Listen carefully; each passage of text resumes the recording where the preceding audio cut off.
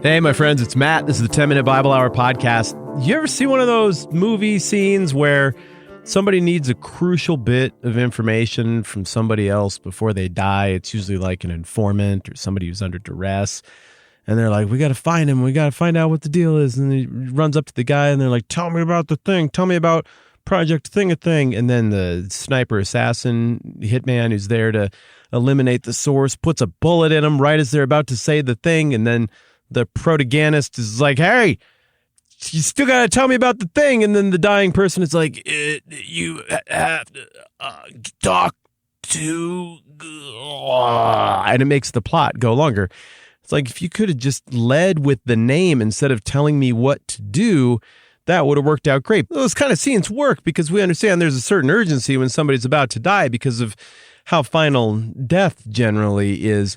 And that's the kind of sequence that we're dealing with here in Matthew chapter 19 and moving forward is the disciples have finally come around to accepting that Jesus actually means it. He keeps saying, like, I'm going to die. And they're like, nah, probably not. Or we'll use swords and stop it and we'll protect you, Jesus. But he's like, no, you're not gonna. I'm totally gonna die. That's gonna happen. And so gradually the behavior of the disciples is shifting as we get through chapters 18 and 19. And we get all kinds of context clues that they're getting it, that they understand. And some of those context clues involve maturity on the part of the disciples. Others of those context clues indicate a completely understandable fear from people who still don't totally get everything about who they're dealing with, and are feeling really uncertain about what their future is going to look like if their leader is not around. And I think because of that, their minds are going to, how are we going to be set up when you're gone? Who's going to be in charge? What are we going to get? Like, you just told that kid who came up to you and tried to become a new disciple to go get rid of all of his stuff. Well, you know what, Jesus? Stuff provides a little bit of insurance against the difficulties of this world, and it'd be kind of nice to have that around if you're going to go ahead and die. So I guess Peter raised his hand, and this is the sound of my hand being raised. I got a question, Jesus. Yes, Peter. So, like, what are we supposed to do implicitly when you're gone if we don't have any stuff and we don't have you? Like, what's going to be left for us? I guess why Peter's being a little bit pushy here is because he feels a sense of urgency, like the protagonist who's hovering over the body of the person who's dying. And they're like, okay, your death is obviously imminent. I really need these details before you go. And so Peter's pressing the issue. Rather than being like, you vultures circling my soon-to-be carcass, seeing who can get what out of this thing. Gross, guys. Jesus is instead empathetic and patient, and he chooses to go about answering Peter's reasonably urgent question, not quite the way Peter would have imagined. And that very complex, very important response to Peter's question is what you and I, my friends, are going to be looking at all week here. Jesus tears into this theme that he's touched on a whole bunch in the past. We've looked at that the last few episodes, and it's going to come up a ton over the next chapter and change. And that is this theme of reversal, this theme of humility, this theme of if you want to be first, you got to be last, this theme of the upside downness of the values of his kingdom. And Jesus does so with a very patient tone. I would understand if Jesus wanted to get a little bit chippy here and be like, how many times do I have to tell you guys about how the things are? I've already explained it like 10 times and you saw miracles, quit being idiots. But he gets it. It's hard. The only reality these guys know is the physical reality. They've only ever lived in the cave. Jesus has been outside the cave. He knows that what's in the cave is an illusion. It's not real reality. Jesus knows there's a bigger reality, but he also knows that once your eyes have adjusted to the cave, it's kind of hard to picture the things outside the cave, paraphrases Plato's. So he gives this patient response that spans the end of chapter 19 and the beginning of chapter 20, where at the end of 19 he says, but many who are first will be last, and many who are last will be first. Cut to chapter 20. Weird that there's a chapter break there. I don't know. I wasn't in charge of that. That's the man-made thing that happened after the fact. This one, I think, is placed in a dumb place. We've already been over that. Whatever. The very next thing he says is a familiar phrase, something that should tip off all of the attentive readers and the disciples at this point that, aha, we're doing a parable. We're doing a story that has familiar setting and some familiar characters and mostly familiar plot beats, but that is going to have some kind of twist that points toward the values of the kingdom and how the kingdom of heaven is. So the phrase that everybody would catch would be, for the kingdom of heaven is like, and he's used this phrase a whole bunch, chapter 13, almost every parable there in the Kingdom Parables discourse starts with this phrase. It's like a landowner who went out early in the morning to hire men to work in his vineyard. So right off the bat, The kingdom of heaven in this is like the landowner. So we got to put a pin in that, because a lot of these parables is really easy to read them and get to the end and be like, oh, like this is what popped to me and this is what it made me feel. Ben Folds is one of my favorite musicians. And when I listen to Ben Folds' writing, I always feel like, yep, the 2 fingers pointing at my eyes, 2 fingers pointing at your eyes, Ben Folds. We understand each other. We're like the same dude. Just one of us has a ton more talent and it's not me. And Ben Folds, you just wrote a song that connects deeply with my soul and I know exactly what you meant. And then you listen to Ben Folds talk about it and he's like, yeah, some people took it this way. I'm like, yeah, idiots. And some people took it this way, morons. And some people took it this way. I'm like, wait, that's how I took it. Is there another some people took it? And some people took it this other way. Wait a minute. Are you going to say that none of those are right? And any of those could be it. Because even though my writing definitely means something, I still want people to be able to see themselves in it and do with it what they need to. The big time paraphrase is mine there, but that was the gist. And so what I discovered is that as an interpreter of Ben Folds' lyrics and storytelling, I had fixated on 1 or 2 themes that as he went on to talk about what he was thinking when he wrote the song, I realized, I picked up and latched on to the wrong theme as the cipher for that song when the author of the song was weaving this theme. And it's evident now that I would better understand what he was saying if I had fixated on the same thing he was fixated on, but I just missed it.